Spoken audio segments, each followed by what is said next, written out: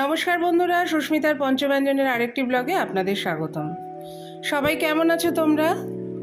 চলে এসেছি আবার আজকে লাঞ্চের মেনু নিয়ে। আজ শুক্রবার, দেখা যাক কি রান্না হয়েছে আজকে। চলো তোমাদের দেখাই।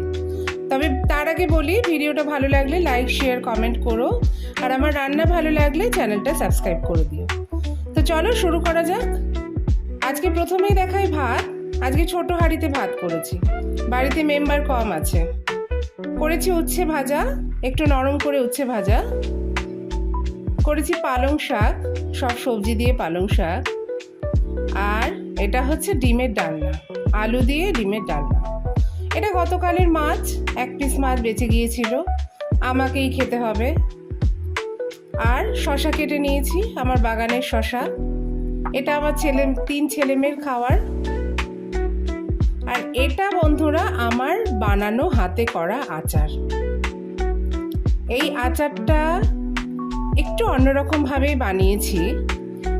বাড়িতে তো সবাই তোমরা নিশ্চয়ই আচার বানাও, হয়তো আমার থেকে অনেক ভালো বানাও, কিন্তু এটা আমি যেভাবে বানিয়েছি, এর যদি রেসিপিটা জানতে হয় তাহলে আমার কুকিং চ্যানেলে যেতে হবে।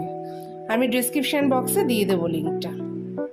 তো এই আছে আজকে রান্নায়। বেশি কিছু করিনি, বাড়িতে লোক কম, এক গাদা রান্না করে তো লাভ নেই, বেঁচে যাবে। এই আজকে খাওয়া দাওয়া হবে। চলো আমার ভাতটা বেড়ে নি।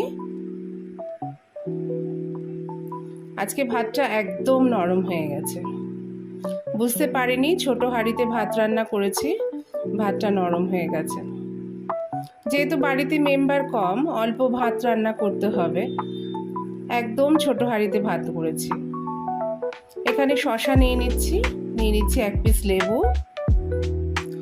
উচ্ছে ভাজাটা একটু বেশি হয়ে গেছে করা, অসুবিধা নেই, রেখে দেবো, কালকে খেয়ে নেব।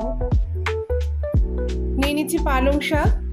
পালং শাকে আমি আলু, কুমড়ো, বেগুন, গাজর আর ডালের বড়ি দিয়ে পালং শাকটা করেছি, সব সবজি মিলিয়ে। নিয়ে নিচ্ছি ডিমের ডালনা। ডিমের ডালনা কে কে ভালোবাসো বা ভালো খাও কমেন্টে জানিও।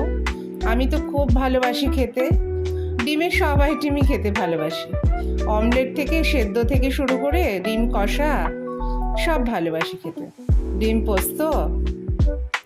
এটা আমার সেই বানানো আচার। তো এই আছে আজকে লাঞ্চে, বেশি কিছু নেই, এটাই খাবো। বাড়িতে লোকজন না থাকলে রান্না করতে ইচ্ছাও করে না। ভিডিওটা ভালো লাগলে লাইক শেয়ার কমেন্ট করো, চ্যানেলটা সাবস্ক্রাইব করে দিও।